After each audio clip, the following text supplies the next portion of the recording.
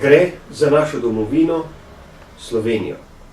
V Slovenski demokratski stranki smo pripravili kvaliteten razvojni program Republike Slovenije z 100 plus 10 ukrepi.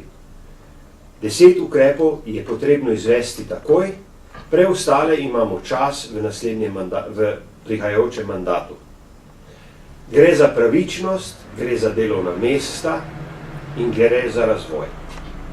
V Slovenski demokratski stranki smo prepričani, da je potrebno umno in dobro gospodariti in šele na osnovi tega je mogoče tudi pravično deliti. Filozofija, da naj se znajde vsak, kakor želi in zmore, ni pravična. Tudi delitev iz praznega žaklja je nerealna.